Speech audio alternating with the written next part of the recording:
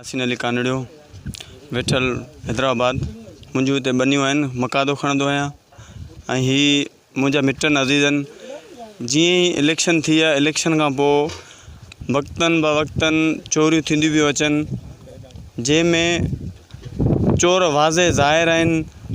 ॾुधर क़ौम जेकी आहे उहा शुरू खां वठी कुझु बनी जा तकरार आहिनि उन्हनि खां वठी ऐं कुझु ही जेके पार्टी बाज़ी जो चक्कर आहे इन में ही आहिनि असांजा माण्हू जेके आहिनि उहे आहिनि ब्राह्मणी जे साइड ब्राह्मणी खे वोट कनि था ब्राह्मणी जे चवण ते कनि था। जीअं त अॻे ब्राह्मणी मलक असद हिकु ॻाल्हि हुआ त हिननि ब्राह्मणी चवण ते वोट बि मलक खे ई ॾींदा अचनि यकी। हींअर कुझु नाइंसाफ़ियुनि जे करे ब्राह्मणी साहिबु अलॻि थियो हुन जो के मसइला हुआ उन में हुननि खां अलॻि थी हलियो। अलॻि थियण खां पोइ जीअं ई इलेक्शन थी इलेक्शन खां पोइ हिननि जामशोर एहतियात में आया जामशोर एहतियात खे वोट कयो। वोट खां पोइ शुरू थियूं चोरियूं हिकिड़ी चोरियूं ॿ चोरियूं हिननि विया पुलिस जेकी आहे पुलिस ॿुधण वारी न आहे पुलिस ॿुधे नथी का FIR कोन्ह थिए एहतजाज करे रोड बंदि करे थाणे बुलाखान शहर में एहतजाज कयो वियो जंहिंखां पोइ वञी कुझु न कुझु FIR हिकु ॿ थी पर FIR थियण खां पोइ बि उन्हनि खे अरेस्ट न कयो वियो न ई उन्हनि ते का कार्रवाई थी वई। हू पंहिंजी कार्रवाई छा पर अरेस्ट नामो जारी थियण खां पोइ बि अॻु में अरेस्ट कोन थियनि अॻु में हुनजी ज़मानत थियो थी वञे हली। इहो को इंसाफ़ कोन्हे को महिरबानी करे असां सां इंसाफ़ कयो वञे।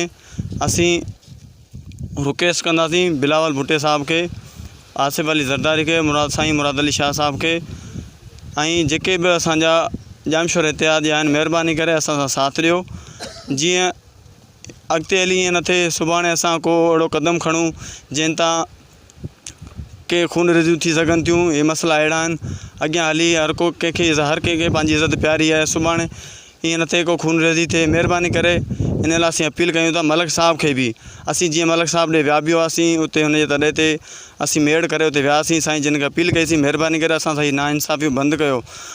पर मलक साहब चयो त मूंखे सभु ख़बर आहे असां कुझु करण लाइ कंदासीं त इन खां पहिरीं तव्हां असां सां शमूलियत करियो।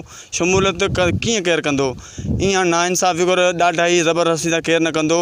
हर को इज़त वारो आहे हर को पंहिंजे बच्चनि जी रोज़ी करे थो पंहिंजो कमाए थो पंहिंजो खाए थो केरु कंहिंखे रसाए नथो।